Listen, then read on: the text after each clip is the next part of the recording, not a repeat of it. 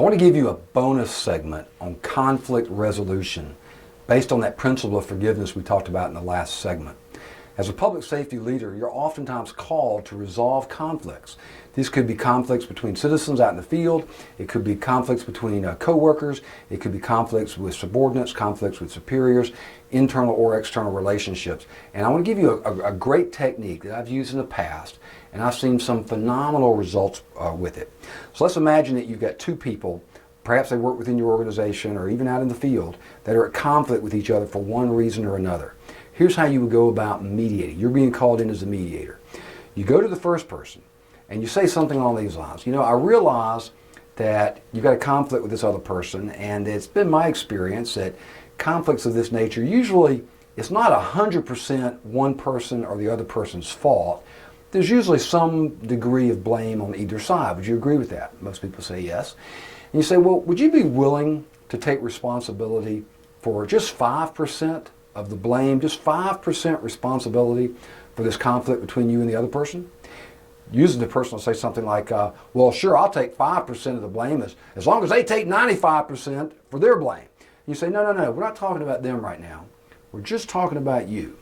In your heart of hearts, would you be willing to take responsibility for 5% of the blame? Most people will tell you yes. Now, if they say, no, I don't have that much responsibility, you can negotiate down, but you got to have something. Got to have at least 1%, all right, or this technique doesn't work. But you shoot for 5. So you get them to respond to 5 and agree to 5%. Well, let me ask you this question. Would you be a man or a woman enough that if you had the opportunity to ask the other person to forgive you for your 5%, would you be willing to do it? Most people say yes. You say only one caveat, however. You can't use the number. You can't go to the person and say, you know what, I realize it's 5% my fault. I take responsibility for my 5%. Will you forgive me for my 5%? Because that says to them that they're 95% responsible, right? You can't do that. You can't put the numbers on it. You can't quantify it. But you tell the person in your mind, in your heart, it's 5%. You just can't verbalize that. Would you be willing to say you were wrong? 7 hardest words to say. I was wrong. Will you forgive me? To the other person. You get a commitment from them. They say, yes, I'll do that.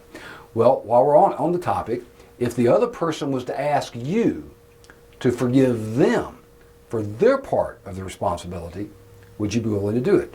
Most people say yes. So you get that commitment from the person. You say, wait right here. You run over to the second person and you do the exact same thing with them. You set it up exactly the same way. Would you take 5%? If you had the opportunity, would you ask them to forgive you without putting a number on it? And if they asked you to forgive them, would you be willing to do it? And you get a commitment from person number 2. Then you bring them together. You're the mediator. Do you have anything you'd like to say to the other person? Yes, I realize I was wrong in this conflict. Will you forgive me? Now, in their mind, it's 5%. They don't say it, but they're thinking 5%. The other person said they would forgive them if they asked. So if they're a man or a woman of their word, they'll say, yeah, okay, I forgive you. Clear the record of wrong, and I'm getting rid of that grudge. Is there anything you would like to say? Yes, I know I was wrong too. I have responsibility here. Will you forgive me? The person said he would if he was asked. So yes, he forgives you. Now, let's think about this for a minute. You got person A taking 5% of the blame. You got person B taking their 5% of the blame. 90% of the blame is not taken by anybody. What do you think happens to it? It just evaporates. The tension just goes out of the room. It sounds hokey. I thought it was hokey when I first heard it. I've tried it in real life. I have yet to have it fail. I have had some people say that they're not going to take even the 5%. They don't want to meet with the person, and it never got them together. But if I'm able to get the commitment from them, I've never had it fail. I'm going to tell you about one time. I had a citizen and a detective that were at odds with each other over something. I don't even remember what it was now, but I remember the citizen was fired up, came to some kind of community crime watch meeting that we had, so angry at this detective because in his mind the detective had screwed something up. And I went to the detective and said, what's all this about? And he didn't have anything but bad stuff to say back to the citizen. And apparently they had exchanged words, and I thought, I'm the sheriff, I got to resolve this thing somehow. So I went through that exact same scenario.